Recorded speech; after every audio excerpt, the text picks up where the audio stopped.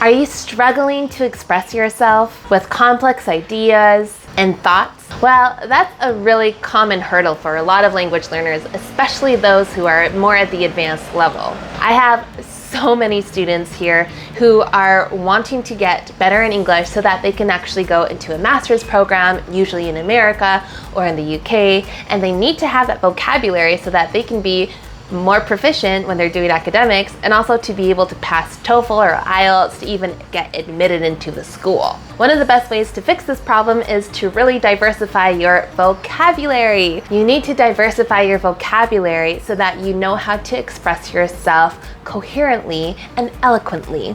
So in this video, I'm going to go over some of the most effective strategies that will help you improve your vocabulary and take your language skills to the next level.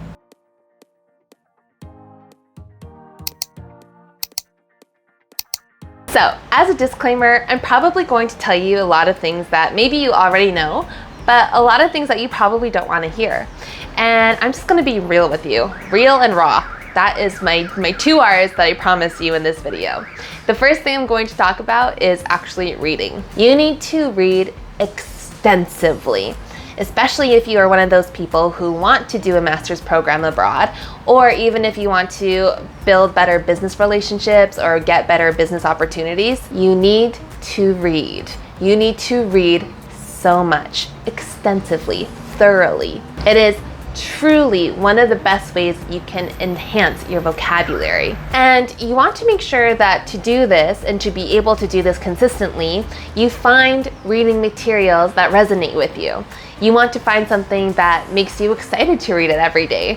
If you are choosing to read, I don't know, law books, like nobody's gonna get excited for law books unless you really love law, sure. But maybe you're more interested in, I don't know, TV drama, reality TV show drama. Read some blogs that are talking about it, or maybe read scripts of podcasts that of people talking about it. But read. It gives you the time to actually recognize a word that you don't know. Whereas like in TV, sometimes you just skip a couple words because you're like, oh, I understand the main idea. Maybe I don't know that specific word, but you just move past it. By reading, you actually have to stop yourself and be like, oh, I don't know this word at all. Okay, so read through it, find the word, understand the word, understand how it's being used in the context, and go from there. Maybe write a little journal, vocabulary journal of these new words. Even if you just write it once and never look at it, your brain is already registering, okay, this is what that means. And you'll probably remember it again without having to look at your vocabulary journal again. But just make sure the reading material you have is really diverse. Make sure that it is interesting for you. If you are having the goal of studying abroad, maybe find some reading material with that field. If you are wanting to go into fashion design abroad, okay, then find materials and like papers and like magazines that talk about that so that you can read through it and understand the language. Perhaps you should read the instructions first. The next thing to really diversify your vocabulary is to learn phrasal verbs and idioms. I know that if you followed me for a while, you know that I love teaching these things because most native English speakers speak in phrasal verbs all the time, and we don't even realize it. And so making sure you actually practice and taking the time to use them, learn more of them. There's literally thousands of them, to actually understand them and make sure that when you're going to use them yourself, you're totally confident. By doing this, you're going to sound more fluent and fluid when speaking English. You're going to be able to have more options to express yourself, and that's the main idea of being fluent in English, is being able to express yourself without hesitation. And so having all these different kinds of words out there for you to play with, which are phrasal verbs and idioms and expressions, then you're going to be able to express yourself and communicate much more clearly than you would without them. Easy to remember, always use it.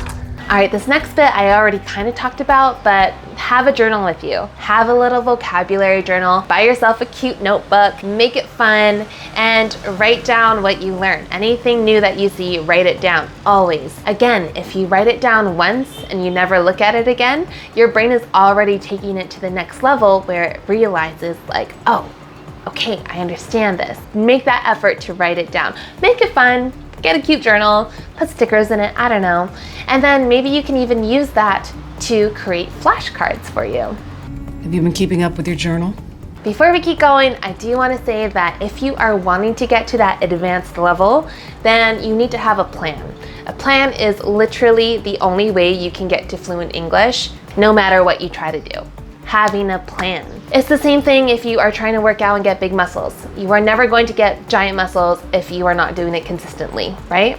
You need to have a plan, stick to the plan, and follow through with the plan, and you're going to see results. And to help you make your plan, I've created an entire roadmap for you. It's the first link in the description box down below. It is so easy to follow. You get to figure out all the things that you have with your lifestyle and how you live right now, and be able to make a coherent plan for yourself for English. So if you want that free download, it is down below. It's the first link. Now she is my only link to finding their secret base. All right, this next tool that you should use if you want to enhance your vocabulary are flashcards. So yes, you can have your journal, your vocabulary journal, but take it to the next level. Put it onto some flashcards. Flashcards can literally be a piece of paper where you write the word here, and then the back you write the description, and you can test yourself. That's an amazing tool. I still love to do that. However, an even better tool would be to have something that's more convenient. Use apps like Quizlet.com because you can use it on your phone. You can have flashcards, everything digital, right at the palm of your hand. So if you find yourself, I don't know, waiting in the waiting room of a doctor's office, or if you are on the bus in transit, you have all of your vocabulary words right here, and you can practice them when you find yourself bored or have nothing else to do. So that is an incredible tool to utilize to practice your vocabulary. Well, if you take out your phone, I can show you how to use the app. All right, the last thing you want to focus on is really making sure you're surrounding yourself with English at all times. I've said this before, change the settings on your phone to English, okay. Watch more movies without the subtitles, okay. I do encourage you though to really try to find materials that are worldly. What I mean by that is that you have lots of different accents involved. This is really gonna help you not only practice vocabulary, but also try to make your ear more flexible to hearing different accents.